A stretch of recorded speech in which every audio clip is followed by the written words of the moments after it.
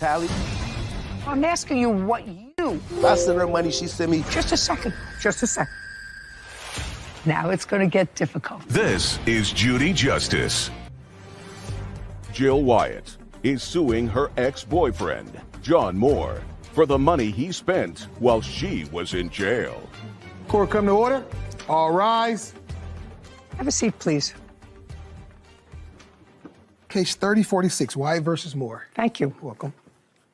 Miss Wyatt, how long were you and Mr. Moore in a relationship? We've known each other for about 18 years. Did you ever live together? On a couple of occasions. When was the last time you lived together? January, I believe, 2022. Were you living in a house or an apartment? It was a house. Was it a lease? Yes. Was the lease in your name, Mr. Moore's, or both? No. Apparently, it was an arrangement that he had with the person that he gave the money to. There was no paper. We're getting far off the field, but it's getting more interesting. Now, Mr. Moore, Miss Wyatt, although I believe she probably has a good memory of this, I have just a sense that she's reluctant to give me information about this for whatever reason. In January of 2022, sir, you and the plaintiff were living in a house together. No. When were you living in a house together? We've never had a relationship. We've never lived together. When you say live together, I come over, I got a girlfriend I've been having for the whole time, so I've never lived with her. Do you remember the house she's talking about, yes, sir? Yes, I do. All right. The one she destroyed. I don't want you, just a second. I don't want you to play around with me. Okay, I'm not. Okay. Do you know the house she was talking about when the two of you were together some of the time in a house in January of 2022? That's a yes or a no? Still a no. Okay. So the house that she's talking about, you lived in alone? I lived in with my girlfriend, actually. Just a second. Did Miss Wyatt ever come to stay in that house with you before you had your then current girlfriend? When I first got the apartment, Miss Wyatt was going to come. She didn't get along with the lady upstairs.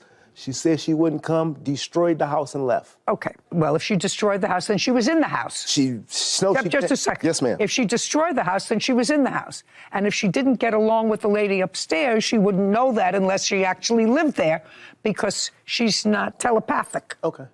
So she was, in fact, there. I'm listening to what you're saying. I'm trying to understand what you're saying, man. What I'm saying is not difficult. She did, in fact, stay there with you for a while after you got this house. Okay. Not okay. No, I'm seeing where you're trying to go with that. I'm trying to see what you're establishing. Yes, she did stay there. I'm agreeing with you. That was me saying yes, ma'am. No. Taking a long time, but we're there. Okay. And then at some point, Miss Wyatt, you left there and you went into your own apartment? Yes.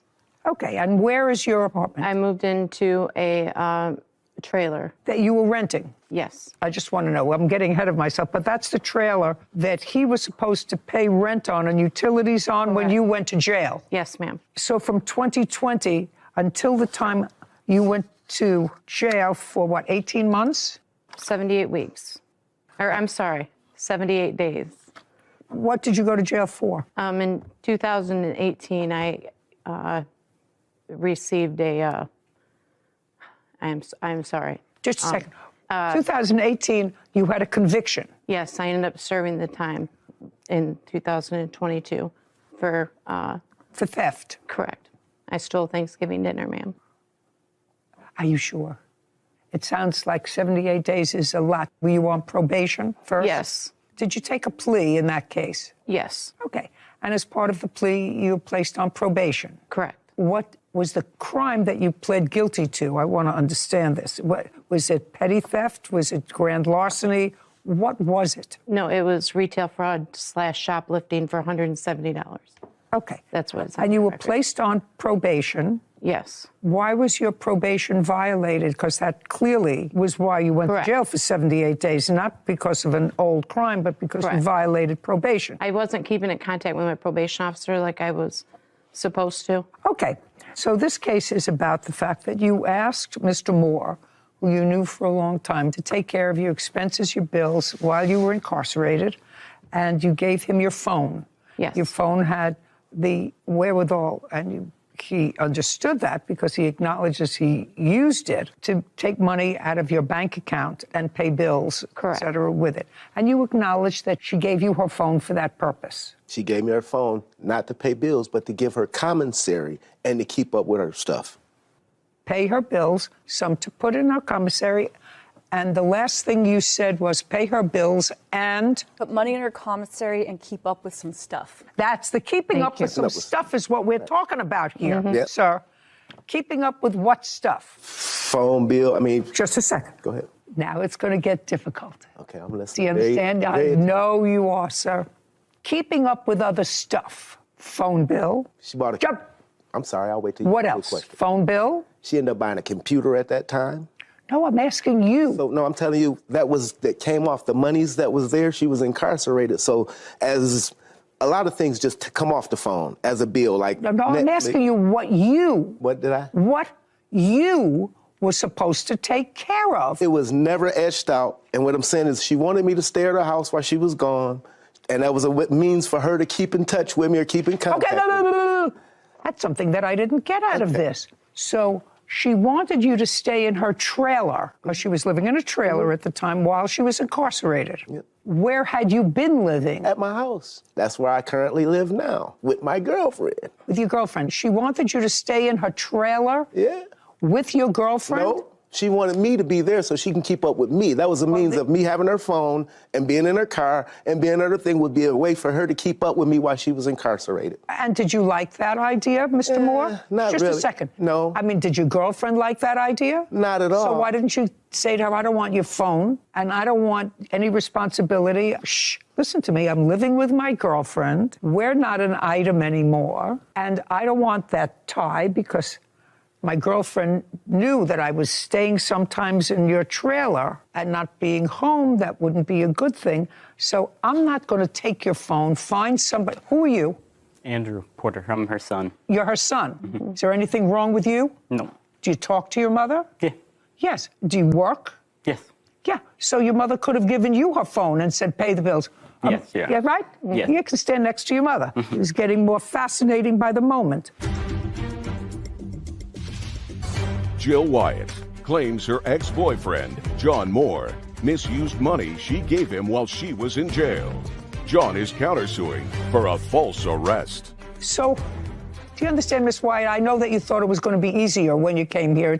No, I did not. But I'm very glad because I have a feeling I could scratch the surface and I'd find more dirt. You the more I would, ma'am. scratched, You would. the more I scratched. Well, I have no intention of spending my life on this nonsense because now I see that you have a perfectly normal child, an adult child, to whom you could have assigned the task of paying your bills. And I assume that you trusted him more than you trusted this guy who seems to have a girlfriend, but then, it can be convenient. He can go here. It's never painted that way when it's in the midst of things, but he... I also work out of state. What? I work out of state. I'm like a field engineer, so I'm only in Michigan maybe a couple weeks at a time. That's okay. I mean, Paying your bills doesn't mean that you have to be in Michigan. You can pay your bills, and you could have done all of those things, except anyway, this is your case. You allege that Mr. Moore took money out of your account, a couple of $1,000s. $781 of that he gave to me while I was in jail, but the remainder, he can't account for anything that he did. So somebody did put in your commissary? Yes, yes. Okay, he said he also sent you, there was $600 in the account when he gave the phone back to you. Was there $600 in the account when you were released from Does he have jail? the date of that? What's the date of it, sir? She asked the question, but the answer did I give it to her? I don't have I didn't know I was going to come to court, so I didn't. But if I look at my phone, I'm quite sure because all our transactions were via Cash App. What do you mean you didn't know you were coming to court? Where did you think you were coming today? When we were in this situation, never did I think we would be sued. Oh. So I wasn't keeping tally. But now you know you're coming to court, so it would seem to me if there's an allegation in your answer that I returned the phone to her, there was still $600 in the account, at least I would have that document. Give me a second, I can get right I to can it. give you a second. Although I believe that amount was for the August rent. on it. Just a second. All I'm asking you is, did he put $600 when he gave you the phone? Was there still $600 in the account? No, that was like a month after. That was for August. What do you mean it was for August? What does that mean? For the August rent. This whole thing with not living with me and not being with me or whatever is untrue. When I got out of jail, we were supposed to be working together, living together. This was no anything like he's describing with having somebody else or anything like that. I would like to see, Mr. Moore, when you gave her back the phone, that there was $600 on the phone. It's her phone. I'm not Just sure. Just a second. I'm saying I don't have evidence of her phone.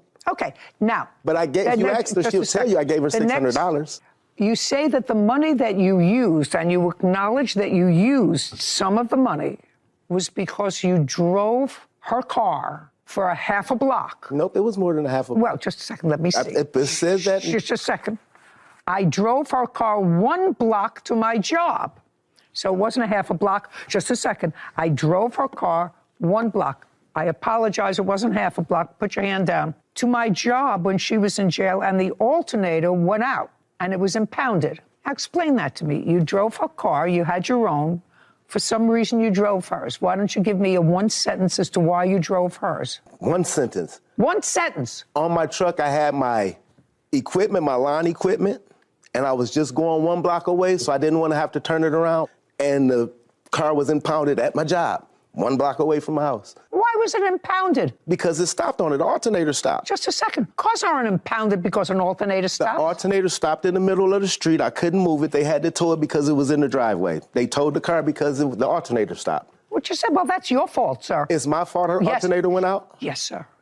It's your fault that the car was impounded. I'm listening. No, I'm really trying to understand.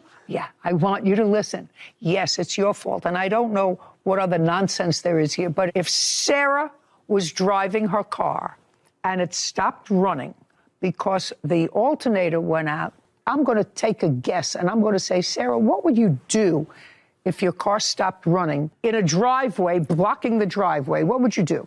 Call AAA. Call AAA. Call a tow truck. And you would call a tow truck and ask the tow truck to take it to a auto repair shop. To an auto repair shop. Your first clue would not be just to leave the truck there and say, send it to impound. No, it happened. Just a second. Mr. Moore, please try not to test yourself on the dumb scale. Nobody who's responsible because a car breaks down leaves it in the middle of the road to be impounded. That doesn't make sense. It's illogical. Second thing I'm concerned about is when your car is impounded, in order to get it out of impound, which you say that you did, you have to show proof of title. Yes. Yes. Now, how did you get proof of title? Because I had the title. And just a second. I hear the wheels.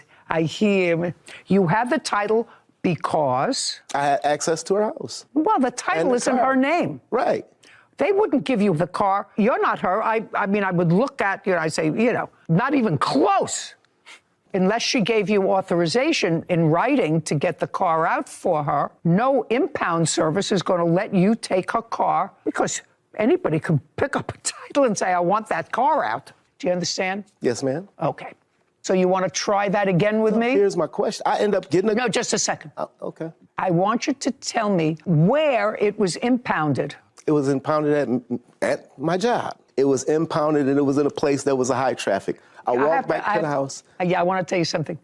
You wouldn't know the truth if it came up and slapped you in the face, Mr. Moore. That's what happened. You wouldn't know the truth if it came up and slapped you in the face and introduced itself to you. Okay. Now, how much did it cost to get the car out of impound? It cost me $1,000 total. No, it didn't cost you anything because you took it out of her phone. Didn't cost you. It cost $1,000. To get it insured, retitled, so I could have the ability to get the car out. Well, how did you get her name on the title?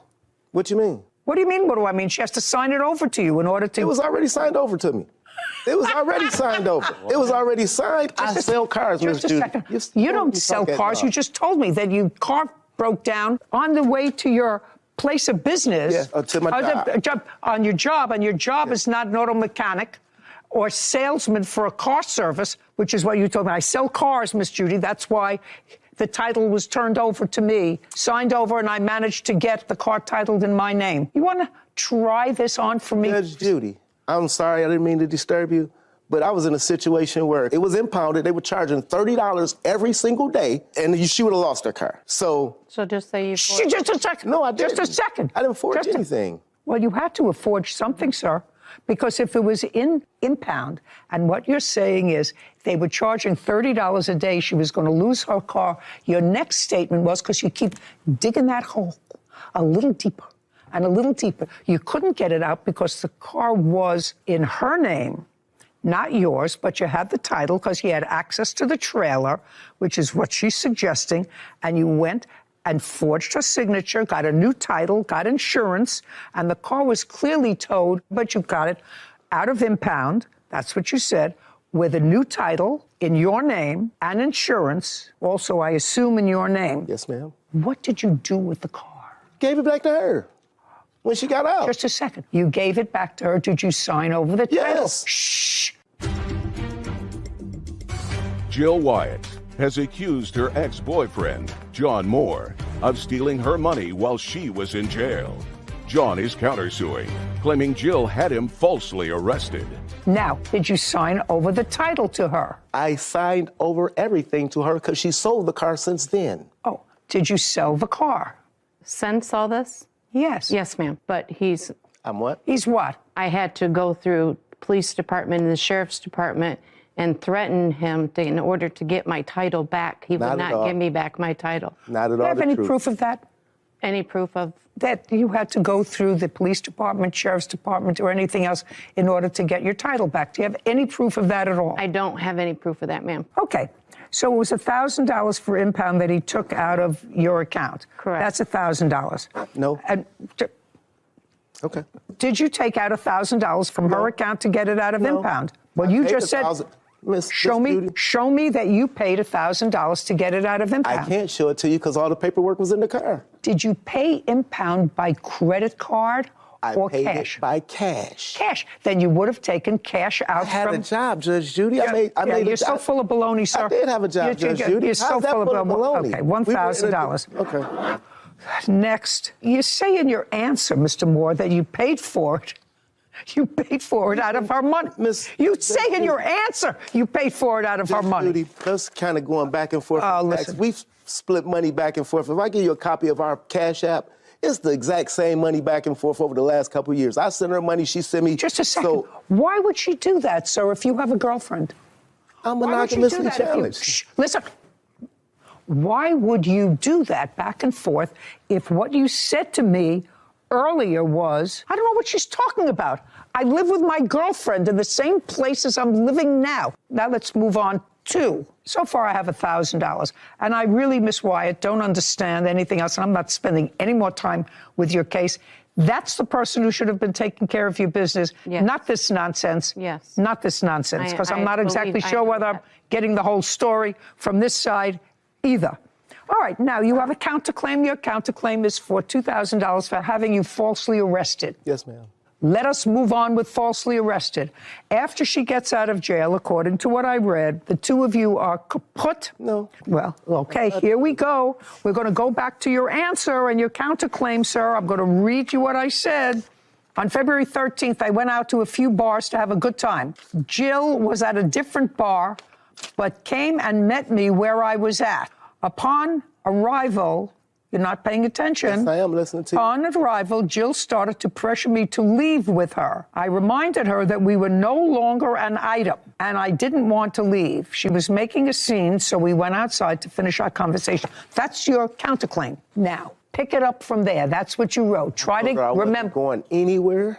Okay. And then she told me, I'll show you. But you told me this thing's, Judge Judy, if it's not accurate, would you want me to let you go ahead? Because I didn't write that. I signed it to them. They told me I'd be able to explain this to you as we're doing this here. I stopped and said, hell no, that didn't happen. No, we didn't fight. It wasn't one block. They said, you'll get a chance to explain that to the judge. Yeah, when well, get you there." shouldn't listen to anybody else, sir, when you sign a document that says, I Blash we weren't Moore, idle. being We didn't duly live sworn, deposes and says that this is accurate. We didn't live together. We still knew Would each you other. mind telling me what happened in the bar on February She told me 13th? she was going to get me locked up for domestic violence because I had assaulted her. I had not assaulted her. I told her whatever, and I walked back into the bar, sat down, the police pulled up, and they said, sir, would you come step outside? Excuse me. They said, would you come step outside? I stepped outside. They said, put your hands behind your back. We're locking you up for domestic violence. May I please have a copy of your complaint?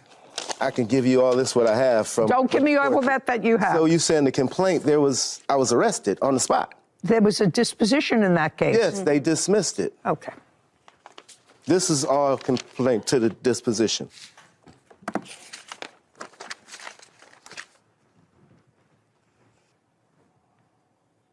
Oh, here we go. The case was dismissed in the interests of justice because you agreed to pay her restitution for just a second. Yep.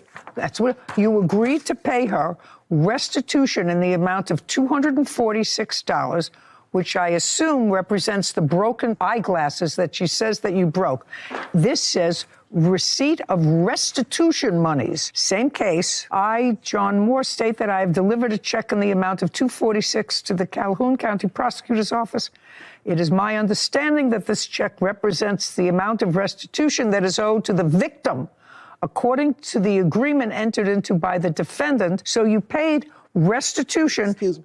Judge, Just I'm trying to, if you say something, I want to clarify. just a second. Go ahead. Did you Just sign tell me this? when I can talk. Did you sign this? Yes, ma'am. Then you're cooked. So if it's over. I got a question for you. No, If I don't answer pay your for- questions. If I get off of work, I've been in this court case 5 times in a row. It cost me $200 and some to come to court, and they said we'll dismiss all charges. There'll be no charges at all if you agree to pay $250.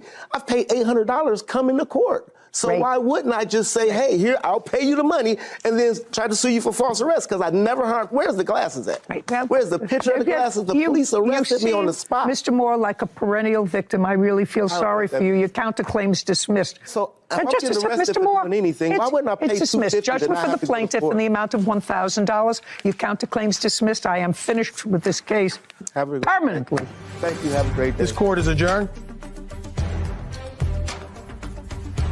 It went just like I thought it would be. I'm pleased with the results. She mad. I don't want to deal with her anymore. My guards are up now. Hey, she wanted to get her day in court. I can leave with it. Not ask anybody for help. She the one was locked up for. I've never been locked up for stealing. She was locked up for stealing. That's the thief. The pot calling the kettle black. Just to be careful who you trust. There was a great line from the defendant out there. I don't think anyone caught it. But when you asked, how is it possible that you could live with the plaintiff and have your girlfriend and all at the same time? How's that possible? And then he moved on to something else and continued rambling. But he said, Miss Judy, I'm monogamously challenged. I'm monogamously challenged. And I heard it and I started laughing and I saw no one else made any sort of reaction. And I said, I must have been the only one that heard that, or I misheard that. But I'm pretty sure that was his excuse. It's a great line, and it's true. Yeah, it seemed very true in that case. I have a feeling there's a lot more there. Yeah. But it was A lot more dirt to a scratch lot more through, there, I'm sure. but enough. Oh. That's a funny line. Monogamously challenged. Cecilia Morrow is suing her ex-boyfriend, Saeed Rodriguez, for stolen property and assault. Court come to order. All rise. Have a seat, please. Hello, Judge. Case 3100, Moreau versus Rodriguez. Thank you. You're welcome. Ms. Moreau, you and Mr. Rodriguez met. You began a friendship. Could you give the dog to your witness, please? You met the defendant at your place where you were both working, became friends. Shortly thereafter, you began dating, and in May of last year, you moved in together. Yes. Did you move into your apartment, to his apartment, or was it an apartment that you got together as a couple?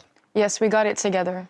Who was on the lease? It was both of us. In October of the same year, 4 or 5 months later, you broke up. Yes. And your lawsuit is about what happened at the breakup and as a result of the breakup. According to your complaint, in October, the day that you, in fact, broke up, you had a fight with Mr. Rodriguez. He put his hands on you. He assaulted you. You left the house. And when you left the house, you left and went and stayed with your parents. Yes.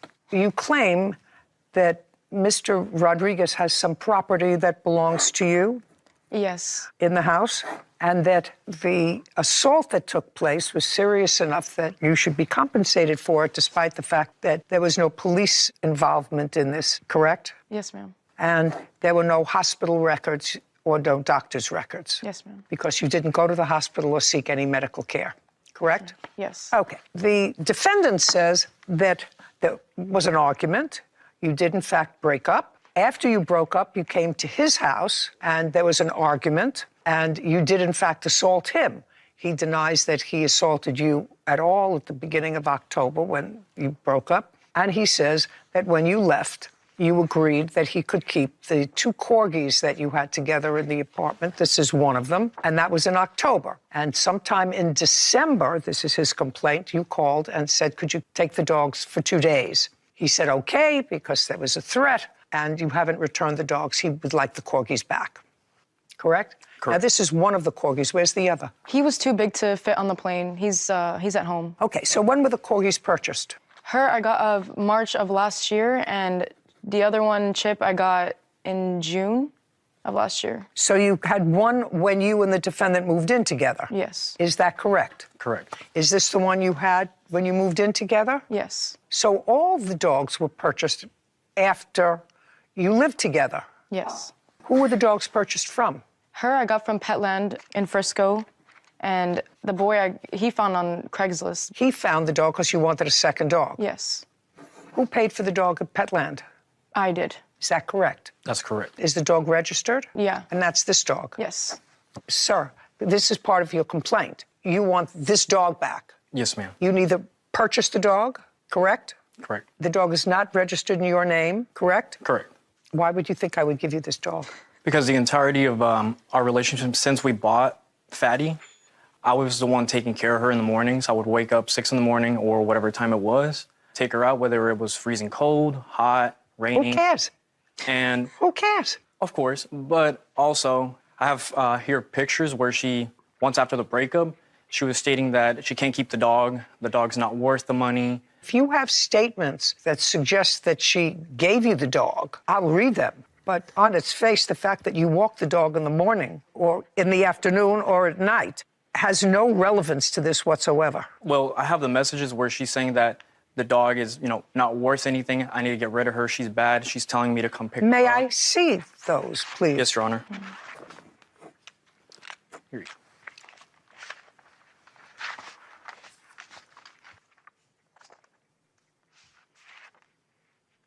What are you selling? Who's selling something? She is stating that she wants to sell the dog. That Chip? That is the other dog, yeah. Well, one she bought, and it's in her name, so that's definitely hers.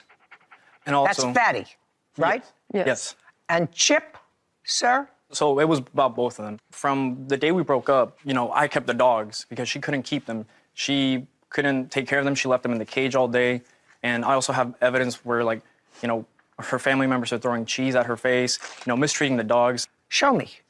Dog looks perfectly happy to me.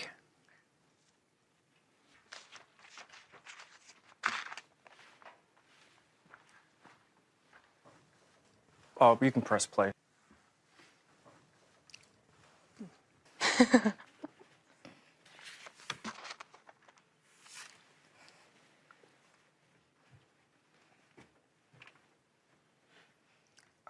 What was that big piece of cheese that was thrown in the dog's eye?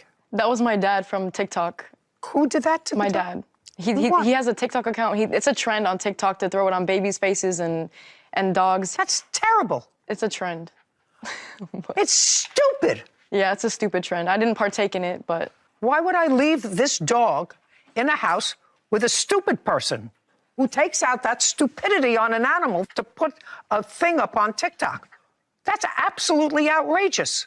we take care of them. They're fine. No, you don't. What's wrong with you? Why would you even think that that's reasonable? Cecilia Morrow has accused her ex-boyfriend, Saeed Rodriguez, of assaulting her and stealing property. Saeed is countersuing for the return of 2 corgis and claims he was the one assaulted. Why did you leave the dogs at his house for 2 months? It wasn't 2 months straight. It was probably like a week or two No, straight. it wasn't a week or two.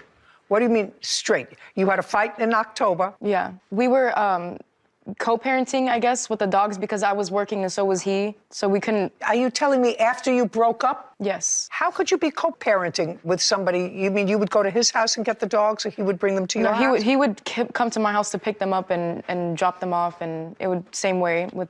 And he would see you.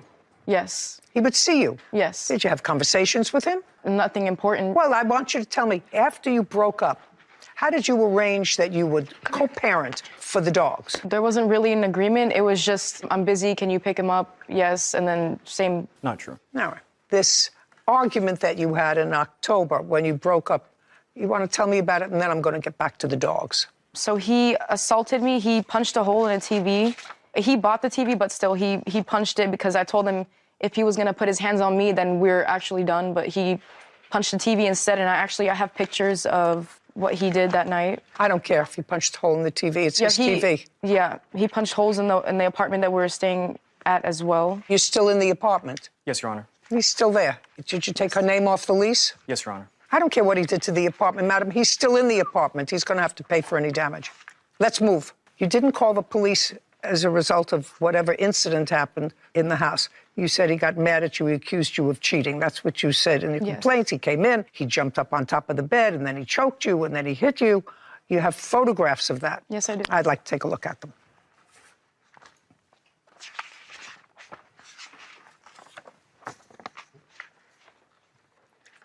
I'm just going to take this. I don't know what this is from. Clearly shows that something happened in her mouth. I'm not exactly sure what. She has 2 marks that she's showing me. Now, did you hit her in the mouth? No, Your Honor. You tell me in your own words what happened the night that she came home and you accused her of cheating. So the night that she came home, I told her, I'm like, what are you doing? Where did you go?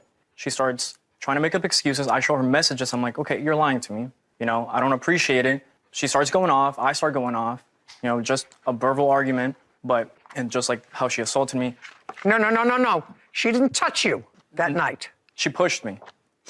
Tell me how that took place, sir, that she pushed you. She's a very angry person, and... No. How it came about that she pushed you. Well, started arguing back and forth about how she wasn't doing anything wrong. I told her, yes, you are. And now you're fighting verbally back and forth. Yes. And she pushed you. She put her hands on your chest. And she... Show me how she pushed you. Show me on your roommate how she pushed you. Go ahead. And she just started trying to slap me. And at that moment, that's when I pushed her over and I told her, do not put your hands on me. Just a second. So you pushed her over? Yes, to defend myself. You pushed her over. All right, so this is your problem, sir. You said nothing happened that night. You said in your answer nothing happened that night. I have a copy of the police report that I reported. I'm going to look at it in a second. Now, you say here, I never assaulted Cecilia. We have plenty of arguments during the relationship, but I've never assaulted her. She has a tendency to blow things out of proportion. I have never put my hands on a woman in my life. Well, that's not true. You just told me you did. As self-defense. You didn't say that here. You said, I've never put my hands on a woman in my life. Would that be considered assault in self-defense? No. That's not what you said. Okay, now I'll see the police report.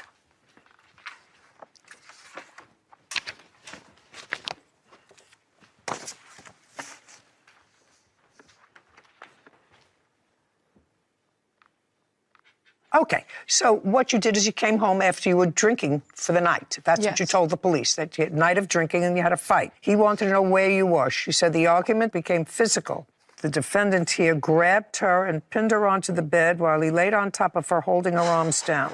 Proceeded to take his right hand and bruised and cut her lips. She was dizzy but did not lose consciousness. It was not because of the alcohol she had previously consumed. Cecilia said she eventually left the room and went to sleep. Just a second. So after this incident, when he allegedly hit you, causing this injury to your lip, you went back to living with him? Yes. Yeah?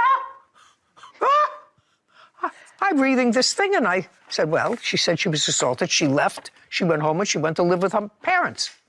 But you didn't. You went back to sleep, and then you stayed with him because this incident, the one that you just described to me, happened on September 10th. And you went to the police on October 24th. Yeah. Then there was an incident on October 19th. She said you had another argument, but he did not strike her because she threatened to leave if he did. Instead, he punched holes in the apartment. She decided to leave after that and no longer is living with him. Okay, now, later on in the month, after the 19th, because now I am not considering what happened on September 10th, because you went back to live with him. Between September 10th and October 19th, did you share a bed? That's a question. Yes. Every day? No. 4 days a week? No. 5 days a week? You were living together until the 19th of October. Yes. Where did you live? Well, we had couches as well as a bed, so we weren't always sleeping together.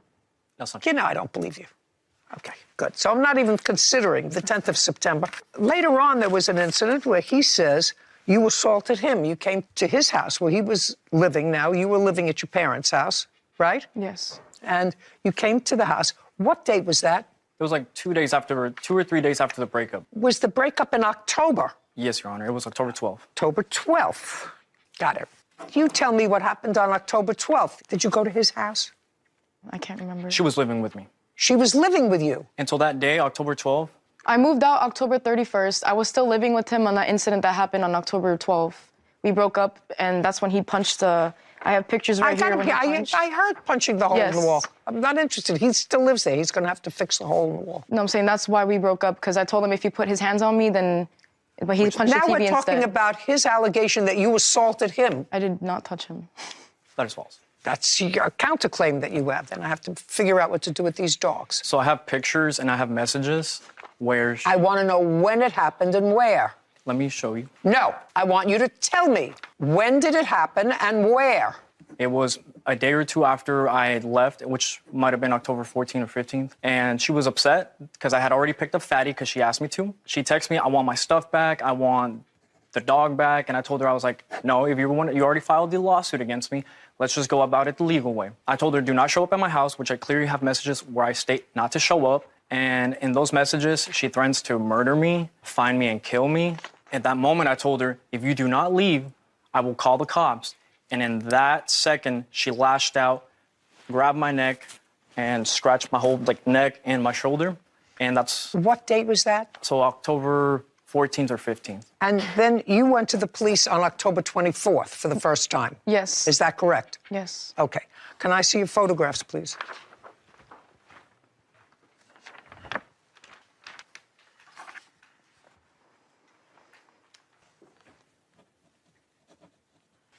Did you report this to the police? I called the police in the incident. That's why she attacked me. Just a second.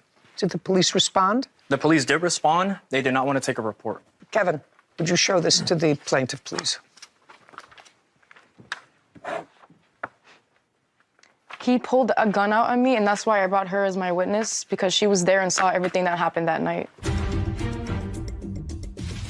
Cecilia Morrow claims her ex-boyfriend, Saeed Rodriguez, owes for an assault and personal property. Saeed is countersuing for the return of 2 corgis and says he was the one assaulted. Now, did he pull a gun out before this happened? I want you to explain exactly how it happened. The reason I went to his house is because I noticed on my credit card that he spent $600 on a PS5. He's 22, by the way. What is a PS5? A console for gaming with those kids play Fortnite, yeah. Okay, so he spent money from your credit card? Yes. Okay, had you contacted him about it? Yes, Before you I went? have, yes. Okay. And he took my dog as well, and she's my ESA animal. I can't be separated from her. That's not true. She is my ESA animal. She's what? My ESA animal, emotional support animal. It's registered with the government. Do you want to see the... I'm not interested. Okay. Do you work? Yes, I do. I'm a realtor as well as a financial advisor. Do you see a therapist regularly? I need to. Yep, that's not what I asked you. Do you see a therapist regularly? No. Who did you get to write the letter for you that indicated that this corgi that you left behind is an emotional support animal? That's a question. Madam, look at me. It had to be a doctor, correct? Yes, it is. It had to be a doctor. Yes. What's the name of the doctor? I have No. The answer is you don't know offhand the name of the doctor. Is that right? Yes. Does the doctor live in the area where you live? No. How many times did you personally visit this doctor? Not once. It was registered through online. The answer is never. Yeah. So you're trying to tell me that I should look at a certificate that some doctor gave you online that you needed a support animal when you are not in any psychiatric care and haven't been. The doctor never examined you, but for a fee, pay attention, for a fee, wrote you a letter so that you could make this an emotional support dog. Now I want you to tell me in what month. May. And I have the registration if you want to take a look at it. I don't want to take a look at it at all. It's nonsense. You know it's nonsense, and I know it's nonsense. Now, there are several reasons why you get these nonsense online from close the cover before you strike doctors that will attest to the fact that you need a therapy dog in order to survive. There are several reasons for it. You want to take it to work? No. What was the reason? There has to be a reason. Yeah. I'm really smart. I know. Really smart. It was so we didn't have to pay the pet deposit, so when we got the apartment. There you go. So it was a fraud. No, but that Just a second. So it was a fraud. So you committed a fraud, so you didn't have to pay a pet deposit for your animals. When I asked you, you want to read me back the answer when I asked her, do you see a psychiatrist? And she said, no, but I need one. And you knew you needed one in May when you had to pay the pet deposit. No, I need You two. two people are really cute. Is that what she said? Yes. Yeah. Okay. Mr. Rodriguez, the plaintiff owns the dog. She owns the dog. She paid for the dog. It's registered in her name. The fact that you were a good caretaker, I can't help you with that. The dog looks as if it's in pretty good shape. Believe me, if the dog didn't look as if it was in pretty good shape, somehow I would find a way. But right now, the dog looks as if it's in pretty good shape. I'm directing the plaintiff, however, that in the event that she has to remove the dogs from her parents' house where she's living, that she's precluded from selling them or giving them away until she gives you an opportunity to take them. I'm also directing you because I assume you live with your parents and I assume your father's going to be watching this, or I would tell him when I got home that the judge called you a moron. I will. You can tell him that. I will. And I suggest to you that if you want to own a pet, I've had pets all my life, you have to protect your pet from morons. Yes. Whether they be little children who are morons or adults who have nothing better to do than to make TikTok videos using somebody else as a fall person. Frightening. As far as the assaults are concerned, I find that you both assaulted each other on 2 different days. There's no question in my mind that you assaulted him, and there's no question in my mind that as a result of her pushing you, and you have a temper because I know that you broke some of the things in your apartment, that you did, in fact, do something in her mouth. It didn't remove her teeth, but clearly, whatever you did to her face caused her lip to hit her tooth, which caused it to have a bruise on it. Anything else that I have to consider? Yes, all the furniture that I left at the apartment. Did you have a moving company come and move stuff for you?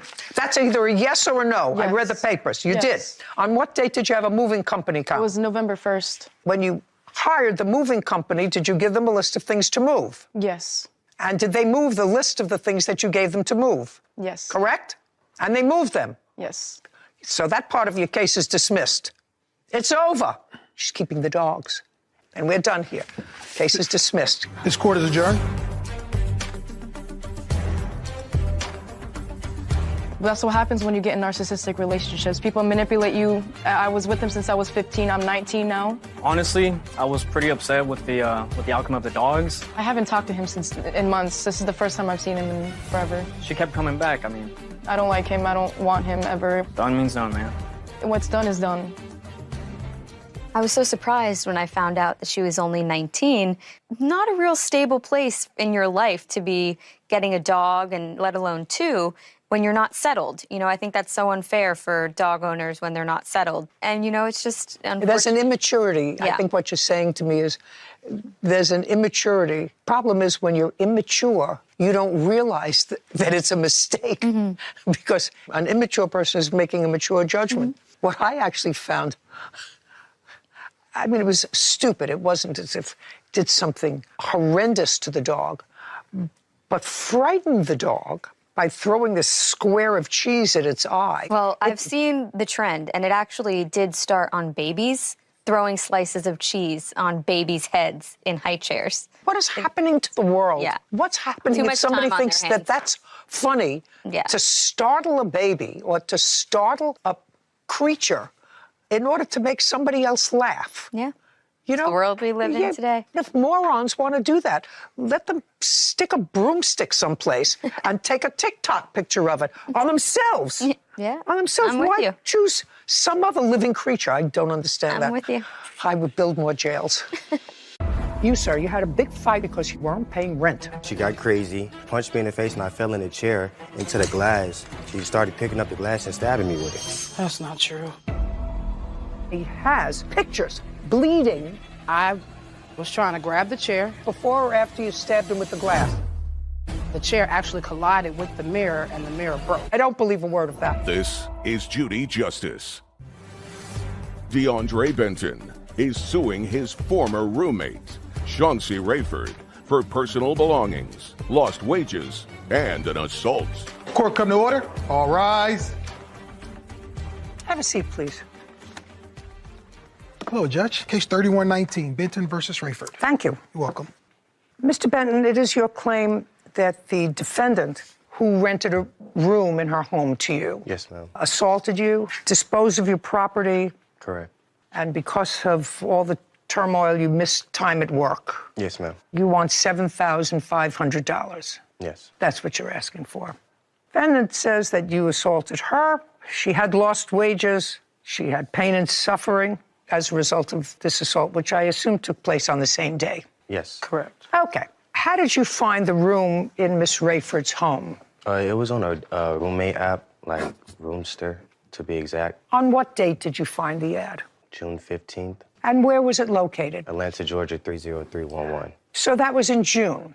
And you looked at the room? Yes, ma'am. And what was the rent? It was negotiated to be $750.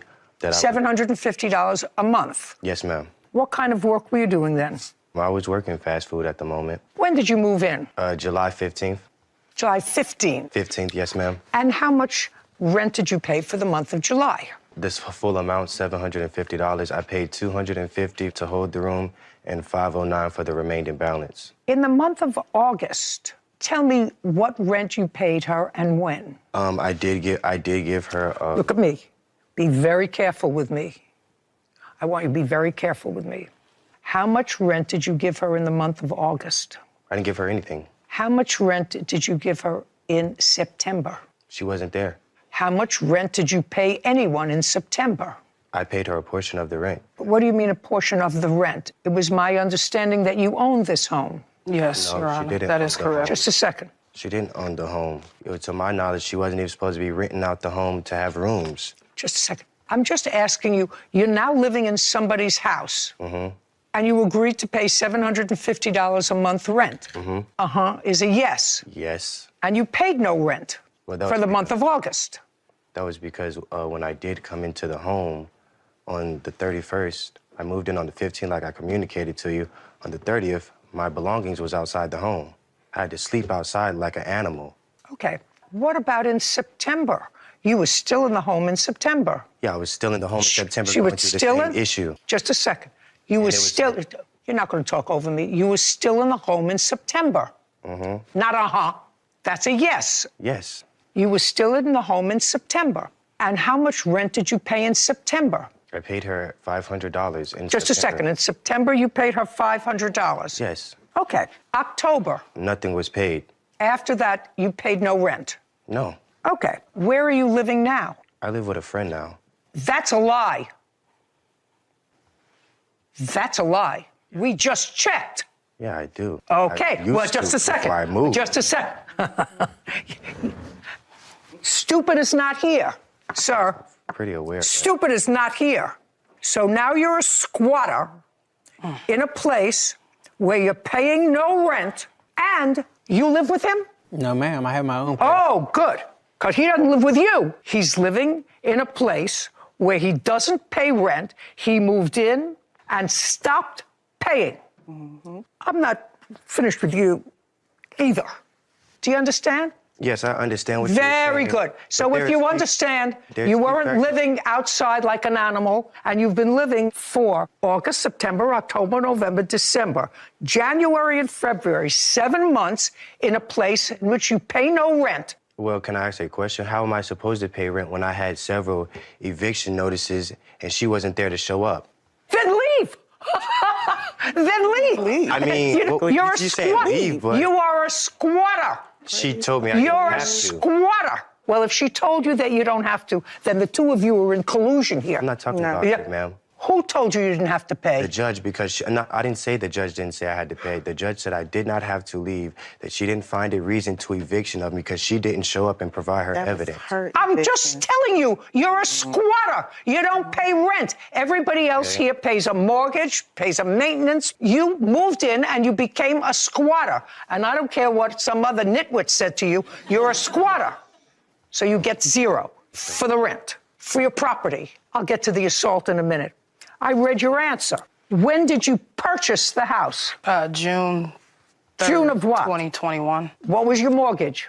The first year, from June, when I moved in 2021, it was $1,575 a month.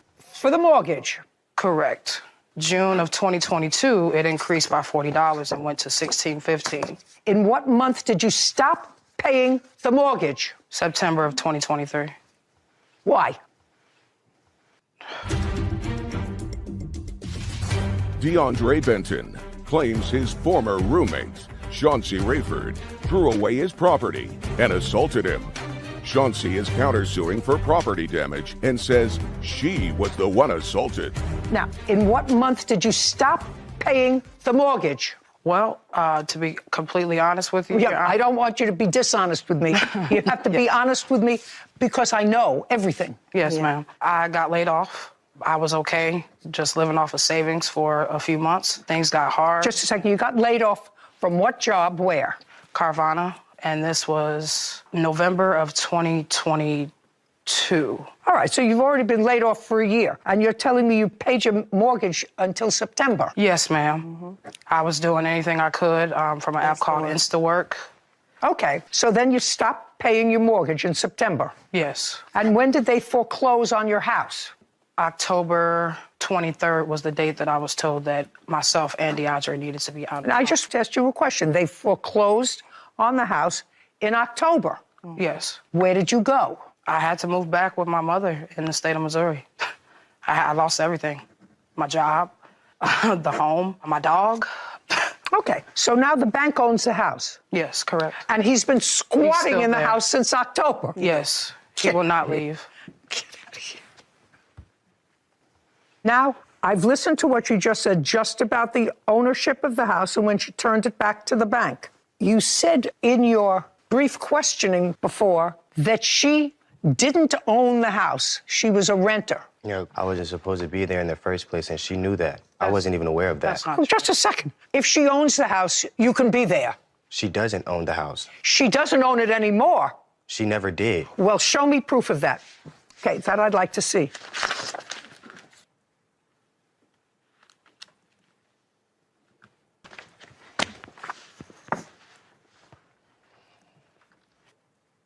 Were you renting with an option to buy? Yes, ma'am, with the option. Ah, I got it now.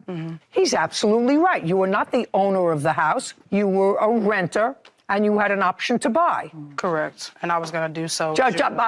Shoulda, woulda, coulda. You two people actually deserve each other.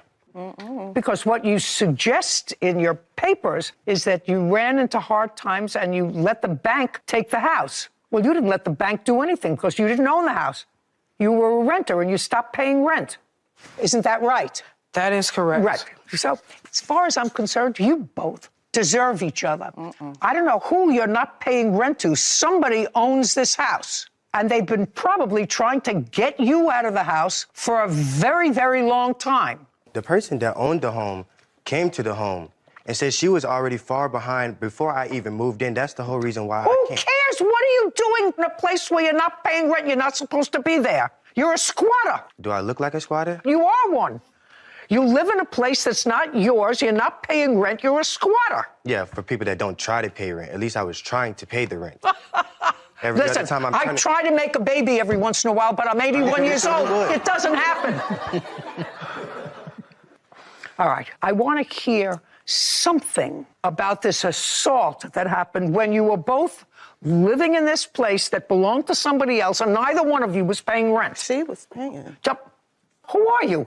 I'm her witness. Were you there when this assault Yes, took place? I was. Okay, then I'll hear you after I hear them. Now, what is the date of this alleged October assault? 10th. October 10th. Yes, ma'am. And you were still living there, not paying rent as of September and October. She was still living there. Yes, ma'am. Tell me what happened. So I came outside out of my room. She was already being aggressive about the non-paying rent. And I've already been trying to be communicative with her. Not I true. said, hey, I don't want to hear you. I'm not speaking, Your Honor. Who is? Me, I'm sorry. Out. Okay. Then you're done. This way. That way. Out. Lord.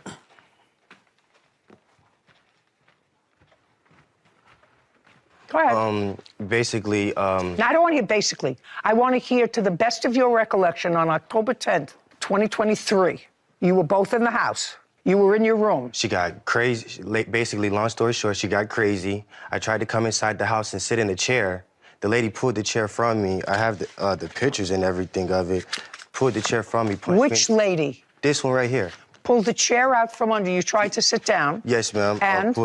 Pulled the chair out from me, punched me in the face, and I fell in the chair into the glass. She started picking up the glass and stabbing me with it. And? And I had to call the ambulance. The police came. It took 45 minutes. May I see the police report, please?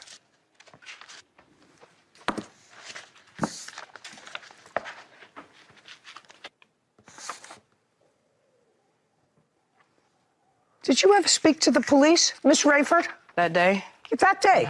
No, ma'am. I ended up leaving because... Okay, just a second. Don't tell me because. The police have memorialized what they saw on the 10th, and they saw him with multiple wounds on his body. Some were bandaged and some not. You were not in the house. This person, I assume, is your girlfriend. Correct. Okay. So the two of you were in the house. After this incident took place, whatever the incident was, the two of you left. That's correct. He called the police. I'm not sure what he Well, did. you didn't call the police. No, I did not. No. Now, so from you, I would like to see... When you left the house, ran out of the house with your girlfriend, I assume you went right to an emergency room or something as a result of the lacerations that you say you sustained as a result of this fight. So I'd like to see those records. I did not go to seek emergency treatment because I didn't have any insurance. I just bandaged it up myself. Well, where did you run to? To go and get bandage. And when did you come back to the house? I did not. That was my last day. So that was your last day. Okay. That's a lie. So now... She did. I would only to the house. return when he was not there to collect my things. Oh, so you I was did... leave- Just a second. So you did go back. I'm feeling I was right. He would not be there when I would return. I have text messages of me asking my neighbor to let me know when he's not there as well. I have photos. I'm going to look at both your photos, and then you're going to tell me your version of what happened. Yes. Because there's no question that he was injured, because the police memorialized that. I assume he has photographs as well. Now, I want you to tell me your version of what happened. I was working from home. He was already up that morning, and he was the one being loud. He was sitting at my workstation, and I kept asking him politely to move so that I could go ahead and start working. He refused to move. He told me he had a right to sit wherever he wanted to in the home. Now, mind you, he's never... Just a second. Did you pull the chair out from under him? DeAndre Benton has accused his former roommate, Chauncey Rayford, of throwing away his belongings and assaulting him. Chauncey is countersuing, claiming DeAndre damaged property and assaulted her. Okay. Did you pull the chair out from under him? No, he was not sitting at it at that time. I was trying to move myself. He had walked outside the front door, and as he did that, I was trying to grab the chair, and he ran towards it and sat in it. And that's when the chair actually collided with the mirror, and the mirror broke at that point. And then? And then he proceeded to pick up pieces of glass, and I have the photos of my injury right here. That's a lie. I don't want to hear you. He also damaged my work equipment. I had just started that job July 17th. Lost my job on Friday, October 13th, because he damaged my computer. I have a police report that I filed because... I'd like to see it. When I did return to the home, after, stitching myself up. You didn't stitch yourself up. I did go and get bandages. You didn't stitch yourself up. Well, okay. The wrong verbiage. Yeah. This is what I submitted Just a second. I asked you for your police report. Yes. Period. Okay. Show it to me. It's right here. This is what I have filed online. After communicating with my job, they told me in order for them to... This is on the 12th. You said this happened on the 9th. It did happen on the 9th, Your Honor. And what I did was I was in communication with my employer to see what they felt was best because... What does she do for a living? She was a shift manager. She still work? Yes, she works. Well, why wasn't she paying rent? We don't live together. She had her own place. Interesting. Okay, you wanted to say something to me? Yes, that's actually a lie. As far as me assaulting her, I never once touched this lady. I never once disrespected her. I never once raised a hand at her or tried to, like, physically harm her. She was very aggressive, very disrespectful. That's not true. Okay, can I see photographs, please?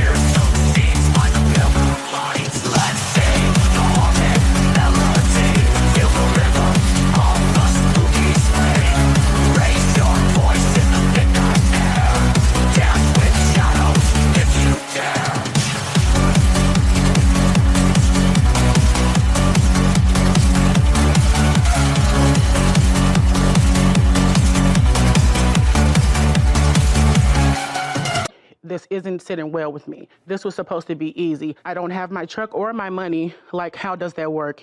And then I offered to just go down there and get it myself. And then he said that there was no place. I said, okay, but how do I get it home with no place? So this whole time he was kind of dragging me on. And then this is the picture of another truck that he sent me. That's a picture of him. Yeah, he's posing in front of the truck, the second truck he supposedly had bought for me. At the auction, yeah. He just told me he bought the second truck at an auction. There's no indication that that auction house where he said he bought it sold a truck that he said that he bought, either in June or July. Got that right? Yes. Okay, I don't have to waste any more time. You have no paperwork, Mr. McIntosh, that you bought this truck. You have no proof at all that you brought this phantom truck to her house. Why would she be asking for her money back? Because I bought her a truck and I dropped it off in front of her house, left her the paperwork saying what's wrong with the truck in the truck. She says that she didn't want it, so I said my finder's fee was only like $400, and that's $200 for just a bus ticket to get there. She can sell the truck and get her money back. That's what I told her. $2,700, judgment for the plaintiff. Thank you very much. This court is adjourned. I hope this don't affect the relationship with my nieces and nephew. I'm not really here to bad talk anybody. I just wanted, my money back. I left it there with the papers and the receipts. Right is right, wrong is wrong. She said she didn't want it. I told her she can sell it back, get her money back. I feel like he kind of screwed it up in a way. I just want to be a good uncle all the time. I love when a website is so meticulous and gives us all the evidence that we need. This website had a very well planned out photos. A towing company. Towing and auctioneer house had every single auction, every car that was sold, photos, the username of the person who purchased it, and the price of the vehicle. I can't imagine a company like that doing that voluntarily. And it has to be by law to be licensed in order to avoid stolen cars being auctioned off. Has to be very smart. Yeah, good way to track the evidence. That was the... Annabelle Barone is suing her ex-boyfriend, Asael Arteaga, for a loan. Court come to order. All rise. Have a seat, please. Hello, Judge. Case number 2060, Baron versus Arteaga. Thank you. You're welcome. Ms. Barone, case is not a very difficult one. You met Mr. Arteaga? Arteaga. Take your hands out of your pockets. At a bar? Yes. When? Back in June of 2021. Did you ever live together? No. You always maintained your own residence and he his. Yes, the apartment I owned was always underneath my name. But he never lived there? No. Good. But you bought a car. Yes. In what month and year did you buy a car? I ordered a Tesla back in, if I'm not mistaken, May. And May of what year? May of 2021. Was it a new car? Yes. Give me a rough number. How much was it? Out the door, 72,000. And what color did you order? Black. This is what the case is about, and it's going to take me very, very little time to resolve the case. You ordered the $72,000 car in black, and because of whatever strange reason, you wanted the car wrapped. Now, I think most people know what that means, and I think I know what that means. That means you take a perfectly good car and you put a different finish on it. Is that what it means? Yes. You buy a car that has a nice shiny finish and looks clean, and then you put something on it that, I don't know, looks like it's been sitting out under a volcano. I guess you could say that. What? I guess you could say that. I just did.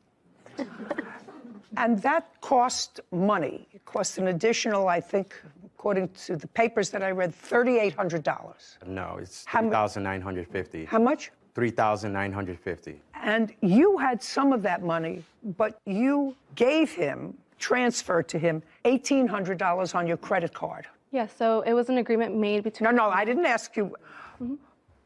I didn't. You transferred to him $1,800 towards this wrap on his car. I made the payment for him. You made the payment for him on a credit card? Yes. And according to you, your arrangement was that he would pay you back monthly $100. Correct. You don't dispute that. She offered. Yeah, she offered. And you did, in fact, on 3 separate months, pay her back $100. Yes. And that means that in your view, it was a loan. Well, it was more of a gift. Well, then why would you pay her back $100 a month, Mr. Artiega? Because our finances are much different. What do you mean I was getting a car. I ordered a car, so it was a gift for me. Because she already knew that I was looking for a PPF, which is a paint protection film. So I'm more... Listen to me. Yeah. You're not answering my question. You're doing a dance around my question. If it was a gift to you, this $1,800 towards the wrap for your car, why did you pay her back $300? To help her out. Yeah. And then you stopped, because that sounds ridiculous. You still have the Tesla? I still do. Yes. You making payments on it? Yes, ma'am. Good. What kind of work do you do? I'm an electrical superintendent. Expensive car. Indeed it is. You're a single guy? Yes. That's what single guys do with their money. Tell me why you stopped paying her back, Mr. Artiega. Things got sour very quick. So things got sour with the relationship? Yes. Okay. And is that when you stopped paying her? Yes. Good. Judgment for the plaintiff in the amount of $1,500 is what he owes you for the balance of the loan. Thank you. We're done. This court is adjourned. We broke up. It was a nasty breakup. There was bad feelings and tensions between the both of us. It was a bad breakup, yes, but there's a lot more details to it. It was just out of pettiness at the end of the day. Because she caused a lot of rift. I'm just not going to loan out money to just anyone from here on out. I'm glad it's over. And I'm really happy I get my $1,500 back. Now that we've been here for a little while and I've been learning from you and all these cases that we've seen, still, rule number 1, never give a boyfriend money and expect to ever see it again. You will never see it again. It gets messy, it gets entangled, and we see it time and time again. So it's just hits even harder at home. Have you noticed, Sarah, that it's probably 80-20 that women give money to boyfriends? At least what we've seen here, yes. You know, and if this is a microcosm of the world, and I don't know what that is, I haven't been able to figure it out. I've been doing this kind of business for 30 years, and I can't figure out why. Perfectly lovely young woman, guy's buying a $72,000 car and says, hey, babe, I'm short $1,800. Well, if you're short $1,800, buy a cheaper car. Yeah. You know, there are cars that cost less than $72,000. Anyway. But women should be smarter and not agree to do smarter. that. They ought to make mandatory watching these cases as part of a growing up process. A lot of great life lessons, for sure. Case 2073, Joseph versus Williams. All parties, please step forward. Donnell Joseph is suing his niece, Tina Williams, and his sister, Martha Williams, for personal property. Mr. Joseph, these two ladies are your half-sisters? My half-sister and her daughter, my niece. So What's your first name? Martha Williams. Martha is your half-sister. Yes. And your first name? Tina. Tina is your niece. Yes. And you and Martha have the same mother. Yes. Your mother had a house. The house was in her name. Your mother passed away in the early 70s. Yes. At that time, she was married to your father, not your father, correct? No. And your father lived in the house until he died. Yes. And he died in what year? 2018. Somehow the house, which had been in your mother's name, never went through a probate process. So as far as the law was concerned, the house remained in her name. It never went to her surviving spouse or her children when she passed away in the early 70s.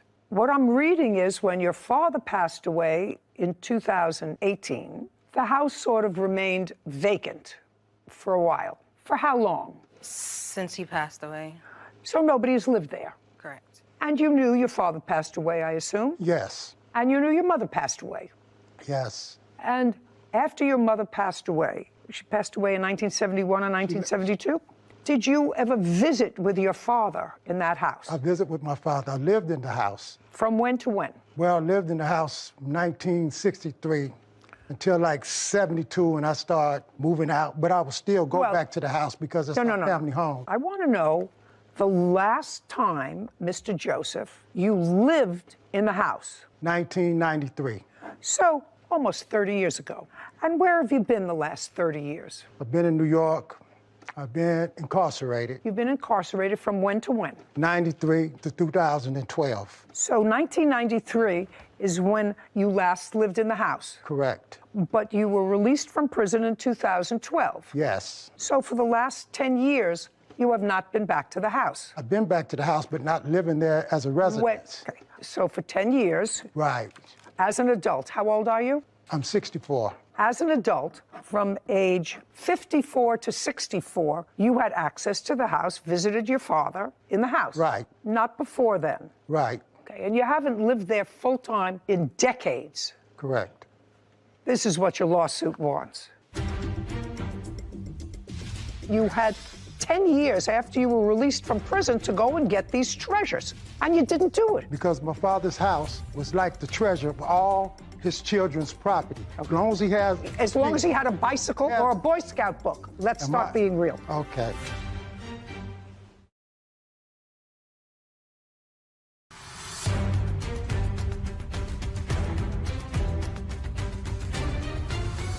Donnell Joseph claims his niece, Tina Williams, and his sister, Martha Williams, threw away his personal belongings. Tina and Martha are countersuing for the cost of a cleaning crew. Your lawsuit is seeking $10,000. Yes. Because, according to you, the defendants disposed of your property that was invaluable. And I'm going to describe the property that you say was invaluable. A 1911 Boy Scout handbook. Yes. That you treasure. Yes. You should have taken it out of the house in 30 years if you treasured it.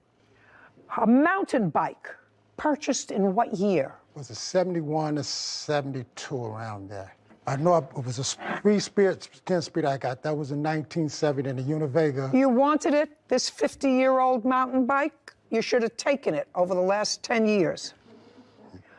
A vintage reel-to-reel tape player. Yes. You know how many of those I threw in the trash? Do you have any idea how many of those I threw in the trash? You got those a half a century ago. Oh my God, I remember them, big reels, and how excited we were. You could talk into a microphone, and then you could hear your voice come back, and then all of a sudden you got a phone. You could do that, the same thing. So everybody took these things, and they couldn't find enough places to dispose of them. It's not vintage anything. It's a piece of trash. Can I speak, Your Honor? About what? Okay, the reel-to-reel tapes, right? Some of the tapes had speakings of my brother and Martha's daughter. Then you should have taken them with you. In 40 years, if they were treasures of yours, sir, and you're 64 years old, I would want those treasures around me. And you had 10 years after you were released from prison to go and get these treasures. And you didn't do it. You just left them in your father's house. Because my father's house was like the treasure of all his children's property. This is how we connected to our father, because everybody has left. Everybody has died. So as long as he has... As long as he had a bicycle? As long as he had a bicycle or a Boy Scout book? The Boy Scout book was handed down to me through my father's. Let's start being real. Okay. Okay, let's start being real. Okay. And the first draft of my published manuscript. Yes. Why didn't you take that with you? For safekeeping, I let my father hold it because Well, that's not a good idea, sir.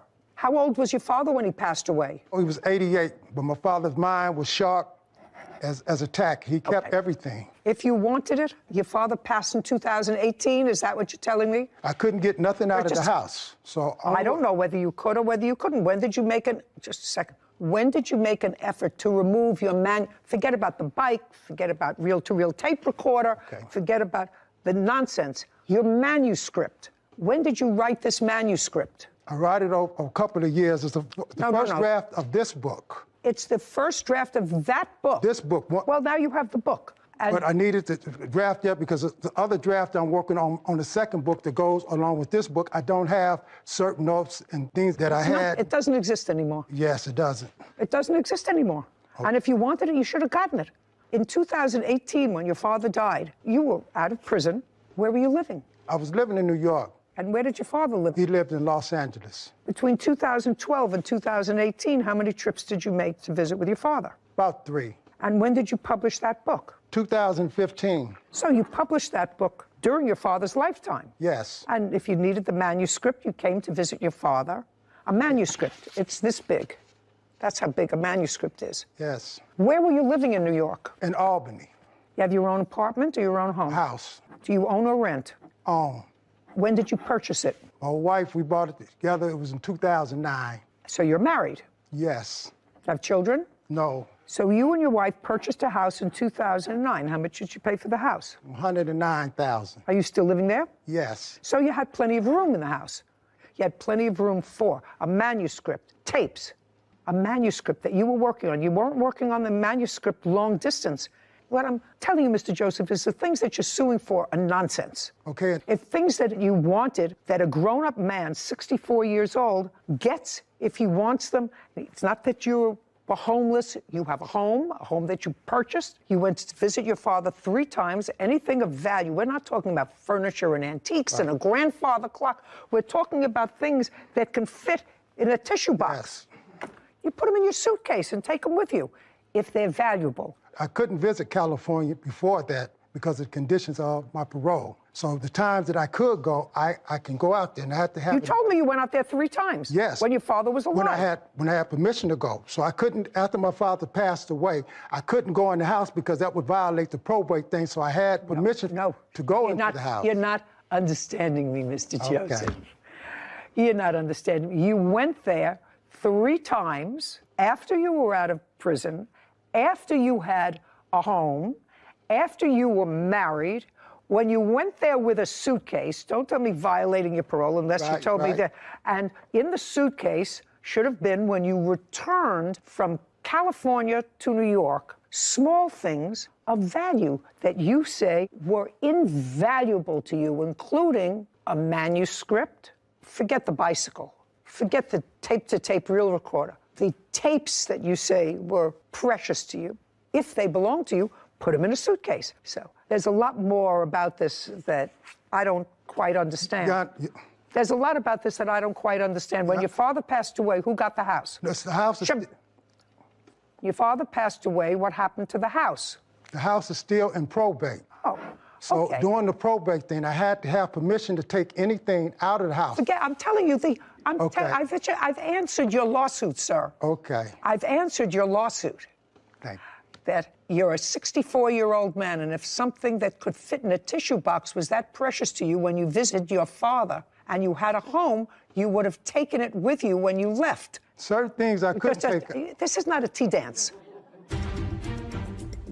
The property has lost this, but I lost a sister in this process. He said he was... And it makes no difference of how this goes. I lost a sister. This isn't the probate court. So I would suggest that you all take a deep breath and say, whatever it is, let it be finished.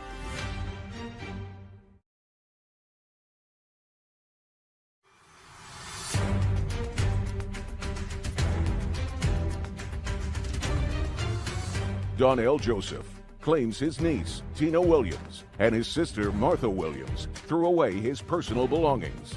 Tina and Martha are countersuing for the cost of a cleaning crew. I asked you if the house is still in probate, which is unfortunate because people didn't take care of the business. Who are the beneficiaries of the sale of the house? Me, my sister LaWanda, my half-brother Justin Joseph, my sister Sherry's 2 sons. Okay, let's try to clarify this. Are you the executor of the will? There's no will. My mom's the administrator of the probate. And I just got to be administrator. We had to go back and forth to court. We had no way of getting in and out of the house because we had no keys. Okay. And your father, I assume, had no will. He had no will. What's the value of the house? Well, we don't know because since Martha became the administrator, Just a second. What's the address of the house? My mom had the house appraised at $250,000. She's going to tell me.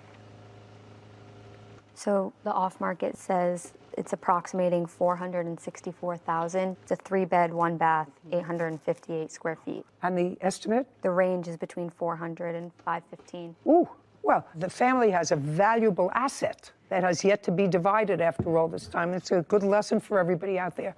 Make a will. Now you can tell me. Thank you. My grandma, which is their mother, she bought the house on her own with my mom's last name, which is her dad's statement. It's her maiden name, who she was married to. We don't know if they were married. That's what we're going through in probate. It's a process. But the beneficiaries would be Donnell, my mom, and 2 heirs of a deceased sibling. Donnell has also been in jail for most of my life. He hasn't been to California at all. So I wanted to back that up as well. Well, he's not entitled to anything. Okay. If he wanted these items that were valuable to him, he should have taken them during his 64 years. The most safest place that I had in the world for my value to be held was my father. If you own a home in New York with your wife and you had an opportunity to take these valuable things because you said you visited with your father after 2009, then you should have taken them. And don't tell me it was the safest place because... Not only the safest thing, but my father...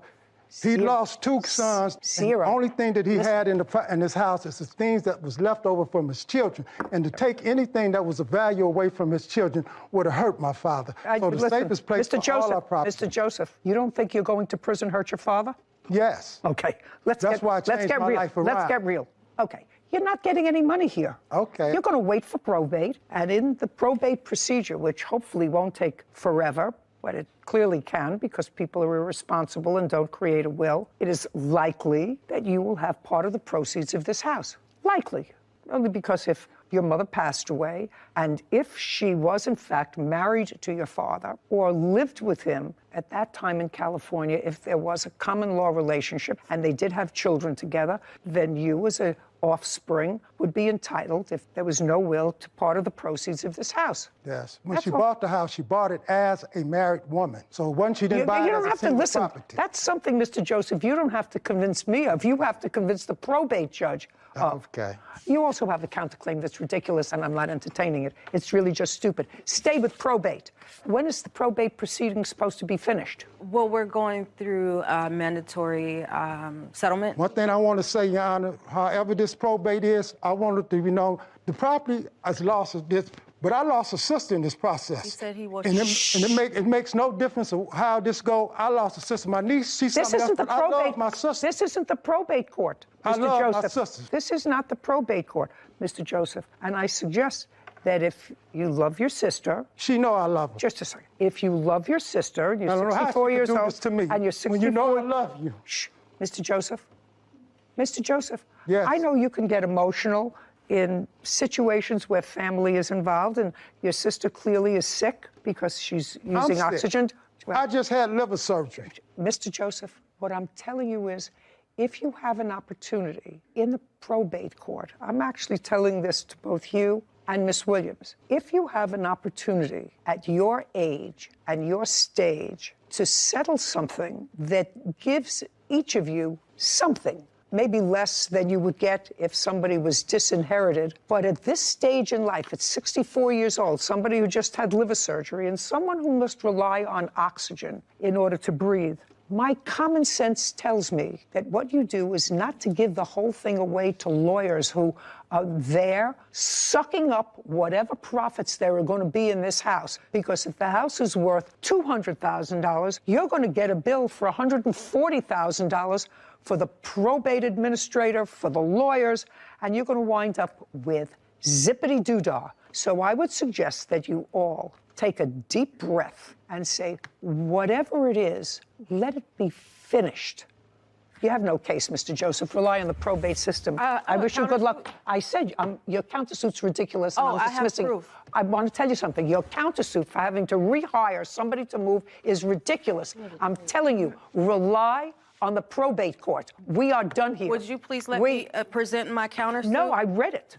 I read it. I'm dismissing it on its face. We're done. This court is adjourned. All I can say is I love my sister. Just the same thing that's happening, nothing. Whether it's a probate thing or not, that ain't gonna never change. I don't want to hear anything else. I'm always love her, because that's my sister. Let the probate court decide it. You know, at 25, after doing season 1 of this show, I created and executed a will because this is a situation we've seen far too many times, and it's so unfortunate to see the breakdown of a family over something that could have been prevented had the mother, father, grandfather, grandmother created a will when they were alive to tell the rest of us how they'd prefer their property to be disposed of. It's fascinating to me that their mother is gone for 50 years. And for 50 years, that title to that house, which is a... Never got flagged, never was... Nobody ever thought about it. Yeah. And the father lived there for 40 years. Must have at least paid the taxes and maintenance because on it did, absolutely. And Have you ever seen a lake that looks like strawberry milk? Or heard of a fence longer than the Great Wall of China? Did you know that in one country, kangaroos actually outnumber people? No, this is not science fiction. This is Australia, the land of extremes, surprises, and breathtaking beauty. From deadly creatures hiding in paradise to Christmas under the scorching sun, this place will challenge everything you thought you knew. So get ready. The 10 facts you're about to hear won't just inform you, they'll leave you amazed. Stay till the end. Fact number 10 will blow your mind. Fact 1. Lake Hillier.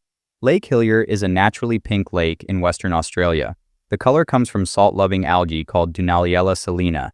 Seen from above, it looks like strawberry milk in the middle of a green forest. Though it's not for swimming, tourists fly across continents just to witness its stunning view. Fact 2. More kangaroos than people. Australia has over 50 million kangaroos, while its human population is just around 26 million. Kangaroos can be seen everywhere, in fields, highways, and even near towns. While iconic, they can sometimes cause road accidents and damage farmland. Fact 3. The world's longest fence. The dingo fence is the world's longest fence, over 5,600 kilometers long. Built to keep wild dingoes away from sheep farms, it stretches across deserts, plains, and forests.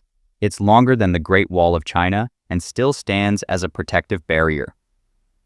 Fact 4. Christmas in summer. In Australia, Christmas comes in summer. While the rest of the world celebrates with snow and hot drinks, Aussies enjoy barbecues on the beach. Santa wears sunglasses, kids build sandmen instead of snowmen, and seafood replaces turkey on the table. Fact 5. Home to deadly creatures. Australia is home to some of the world's most venomous animals, like the box jellyfish, funnel-web spider, and inland taipan. But don't worry, deaths are extremely rare. Thanks to awareness and medical help, the country is still safe for nature lovers. Fact 6. The Great Barrier Reef. The Great Barrier Reef is the largest living structure on Earth, visible even from space. It spans over 2,300 kilometers and is home to thousands of marine species. Though climate change threatens it, ongoing efforts aim to protect this ocean treasure. Fact 7. 10,000 Beaches. Australia has more than 10,000 beaches. Visiting one every day would take 27 years. From the world-famous Bondi Beach to hidden white sand gems, Australia offers something for every beach lover: surfing, snorkeling, or just relaxing under the sun. Fact 8. World's largest cattle farm. Anna Creek Station is the world's biggest cattle farm, even bigger than Israel. Spread across 23,000 square kilometers, it uses drones and tech to manage cattle. It proves how vast and resourceful the Australian outback really is. Fact 9. No active volcanoes. Australia is the only continent without active volcanoes. Its volcanoes died millions of years ago, leaving the land stable and calm. This makes Australia one of the safest places in the world in terms of natural disasters like eruptions and earthquakes. Fact 10. Vegemite obsession. Vegemite is a salty, dark spread made from brewer's yeast, and Aussies love it. Though foreigners often hate its strong taste, it's eaten daily in Australian homes. For many, it's more than food. It's a nostalgic symbol of their national identity. Bonus, Aussie slang. Aussie slang is fun and unique. Afternoon becomes arvo, barbecue is Barbie, and breakfast is brekkie. So, let's hit the Barbie this arvo just means, let's have a barbecue this afternoon. It adds personality and charm to their casual talk. Australia is not just a country, it's a living story. A place where nature writes its own rules, deserts meet oceans, and every fact feels like fiction. Which fact amazed you the most? Comment below and subscribe for more wonders of the world.